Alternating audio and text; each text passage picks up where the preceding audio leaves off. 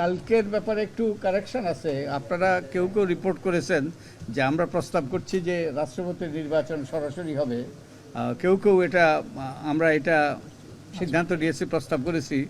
এটা কিন্তু আমরা বলিনি। আমরা বলেছি যে এইসব সব অনেক রকম প্রস্তাব আসছে আমাদের কাছে, আমরা সবগুলো বিবেচনায় নিচ্ছি।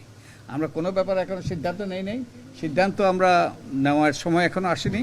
তো আমরা সবগুলো কথা, সব গুরুত্বপূর্ণ ব্যক্তিদের এবং সব অংশীজনের কথা আমরা নিচ্ছি এবং এগুলো বিবেচনায় নিচ্ছি।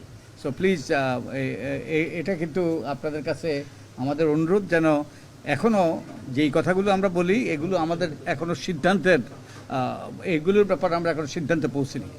এগুলো আমাদের যাদের সাথে কথা বলছি তারা প্রস্তাব করছে। Double million offer Walton fridge কিনে পেতে পারেন 20 লক্ষ টাকা, রয়েছে কোটি কোটি টাকার নিশ্চিত উপহার। যেই সব বিষয় নিয়ে আজকে কথা হয়েছে, একটা বিষয়ে ওনাদের প্রায় সবাই আজকে আলোচনাটা ভিন্ন ছিল। ওনারা অনেক অভিজ্ঞ, ওনারা শিক্ষক, ওনারা গবেষক, ওনারা ওই যে এইসব ব্যাপারে গভীর জ্ঞান আছে।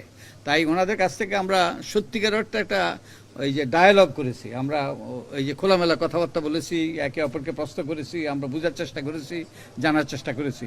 তো এই আলোচনা থেকে যেটা সুস্পষ্ট হলো যে প্রায় সবাই, আমি বলবো কেউ এর বিরোধিতা করে নাই আমাদের তত্ত্বাবধায়ক সরকারের প্রয়োজনীয়তার কথা। সবাই একমত ছিল। আর নির্বাচন কমিশনকে স্বাধীন করতে হবে, শক্তিশালী করতে হবে, বিশেষত আর্থিক স্বাধীনতা দিতে হবে এবং নির্বাচন কমিশনকে ওই যে সরকারের অধীনে একটা সরকার হইতে হবে, তাদের এমনভাবে তারা শক্তিশালী হবে, স্বাধীন হবে। তারপরে না ভোটের বিধানের ব্যাপারে তারা সবাই একমত।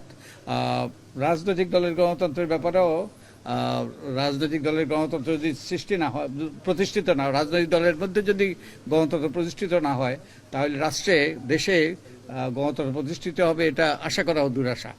তারপরে তারা পিয়ার সিস্টেম, মিক্সড পিয়ার সিস্টেমে পক্ষে বিপক্ষে মতামত ছিল। তো এই অনেকেই মিক্সড সিস্টেমের কথা বলেছেন। তারপরে রাষ্ট্রপতির নির্বাচনের ব্যাপারে অনেক আলাপ আলোচনা হয়েছে, সরাসরি নির্বাচনের কথা অনেকে বলেছেন। তো এই এবং রাষ্ট্রপতির পদকে আরও শক্তিশালী করার কথা বলেছেন। নারীর সরাসরি নির্বাচন এবং তাদের নির্বাচনী এলাকা থাকতে হবে। আমরা যে ঘূর্ণায়মান পদ্ধতির কথা বলেছি সেই ধরনের একটা পদ্ধতি হইতে পারে, অন্য পদ্ধতি হইতে পারে, কিন্তু নারীর জন্য সরাসরি আসন থাকতে হবে এবং প্রত্যক্ষ নির্বাচন হতে হবে, পরোক্ষ নয়। তারপরে নির্বাচন কমিশনে আইন পরিবর্তন করতে হবে। তো এই রকম খোলামেলা অনেক আলোচনা হয়েছে।